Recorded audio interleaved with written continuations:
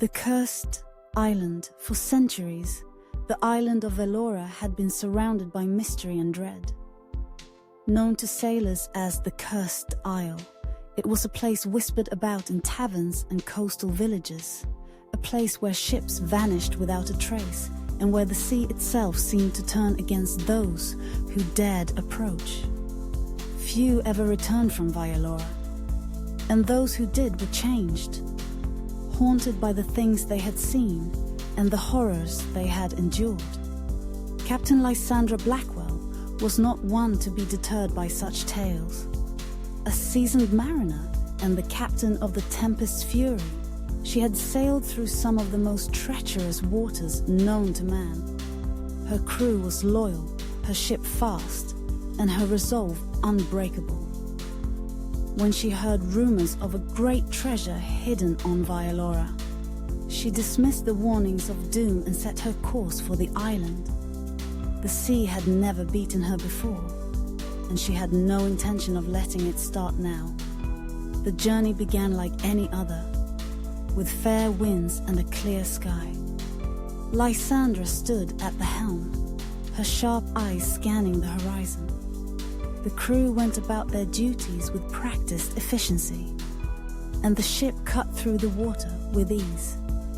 But as the days passed, and they drew closer to Vaelora, the weather began to change.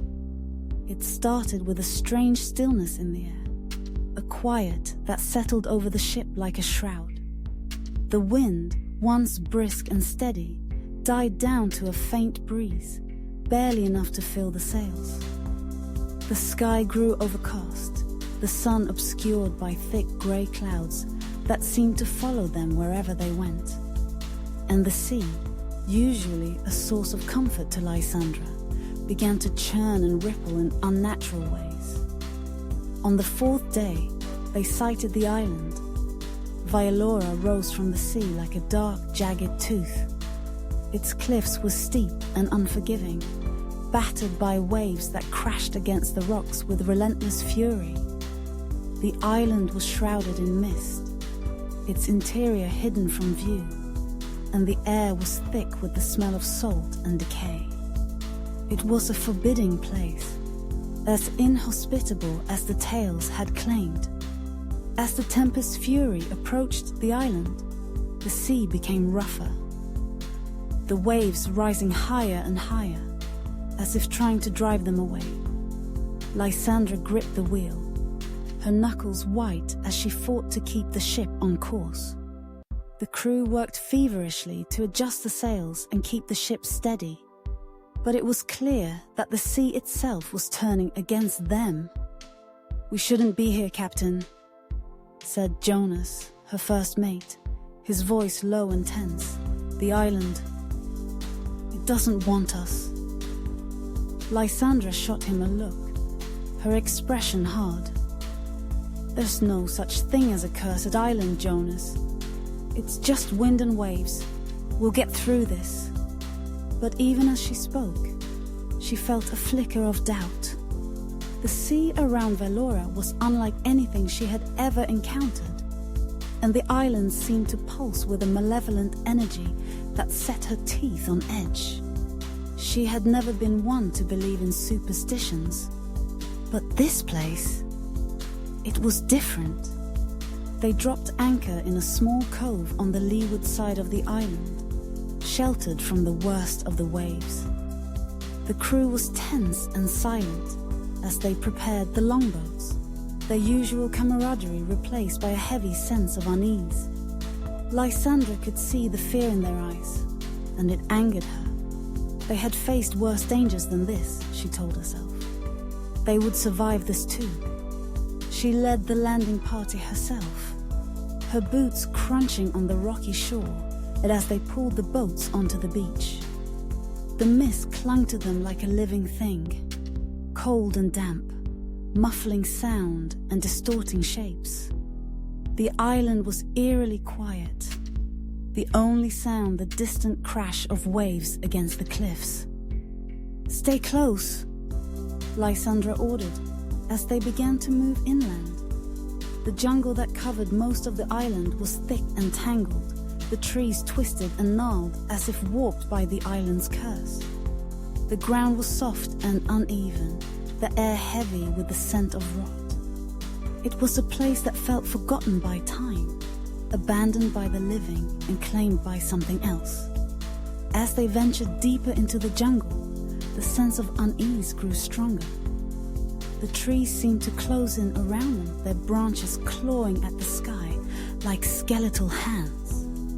Strange, half-heard whispers drifted through the air, carried on the wind. The mist thickened, obscuring their vision, and Lysandra found herself glancing over her shoulder more and more frequently, her hand resting on the hilt of her sword. They found the first body just past noon. It was an old skeleton, half buried in the undergrowth, its bones bleached white by the sun. The remains of tattered clothing clung to the bones, and a rusted sword lay nearby, its blade chipped and worn. Lysandra crouched beside it, her fingers brushing the hilt of the sword. Whoever this man had been, he had died here alone, far from any help. "Captain," Jonas said quietly, pointing to something in the distance. Lysandra followed his gaze and felt her stomach drop. There, just visible through the trees, was another body, and beyond that, another. They were scattered across the jungle floor, some half hidden by the undergrowth, others lying in the open as if they had simply fallen where they stood. The crew began to mutter uneasily, their eyes darting around the jungle. The whispers in the air grew louder, more insistent, and Lysandra felt a chill run down her spine. "Keep moving," she ordered, trying to sound confident. "We're close now." The treasure, she reminded herself. They were here for the treasure. That was why these men had come to the island. And that was why they had died. But she would not die here. She would find the treasures, and she would leave this cursed place behind. They pressed on, the jungle growing thicker and more oppressive with every step. The whispers in the air grew louder, and Lysandra could feel something watching them. Unseen eyes tracking their every move. Her crew huddled close together, their weapons drawn, but even their steel offered little comfort against the intangible dread that filled the air. And then, they found it.